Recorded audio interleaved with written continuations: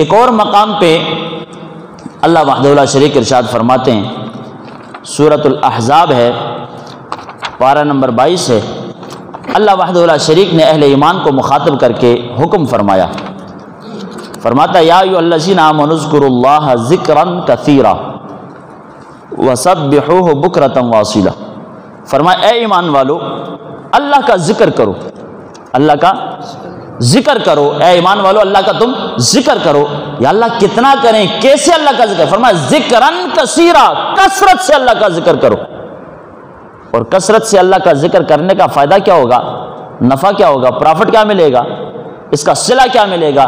ہم تو اپنی طاقت استطاعت اور اپنی توفیق کے مطابق کثرت اختیار کریں گے نا اللہ کا ذکر کا، ساتھ ساتھ دنیا داری بھی ہے، جو ہے نا والا خوشی غمی بھی ہے، سارے معاملات ہیں، اس کے ساتھ ساتھ اللہ کا ذکر ہم کریں گے اپنی استطاعت کے مطابق۔ لیکن تم جب اپنی استطاعت ساری اللہ کے ذکر میں صرف کرو گے، اللہ وحدہ لا شریک پھر وہ دو جہاں کا بادشاہ ہے، وہ اپنی استطاعت میں اجر و ثواب عطا فرما دیتا ہے۔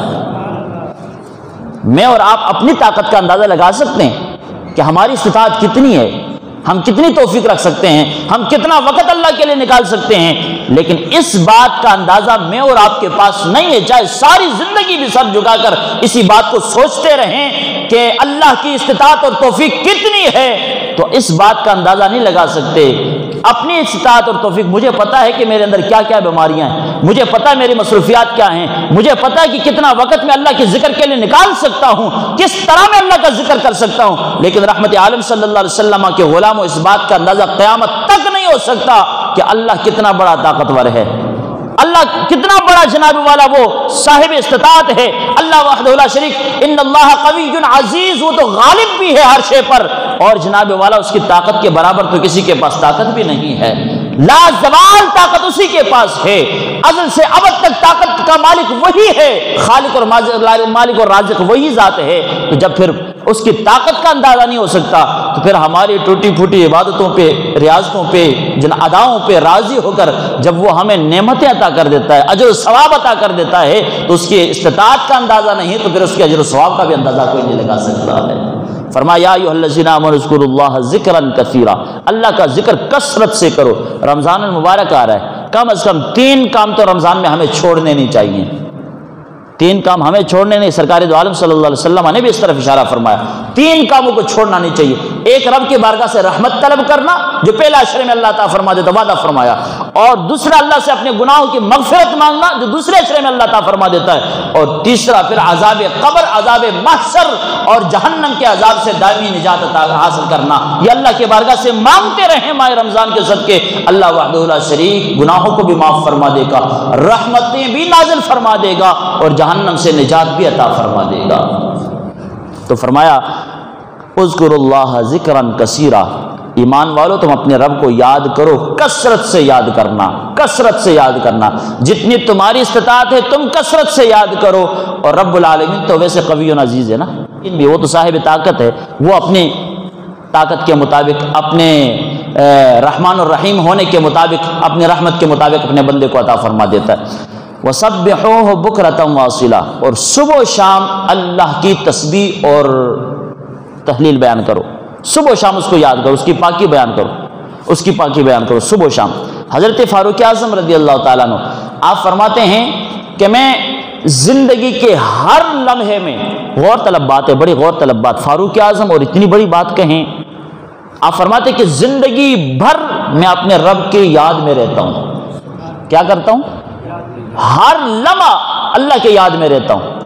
کسی نے پوچھا اے امیر المومنین، زندگی کے لمحات میں تو قضاء حاجت کے لیے بیت الخلاء جانا بھی ہوتا ہے، وہ بھی تو زندگی کے لمحات ہے نا، غور طلب بات ہے اور بڑی دلچسپ بات ہے، ایمان تازہ ہو جائے گا۔ حضرت فاروق اعظم نے کہا کہ میں زندگی کے ہر لمحے اللہ کو یاد کرتا ہوں، اللہ کی یادگیری اور ذکر الہی میں رہتا ہوں۔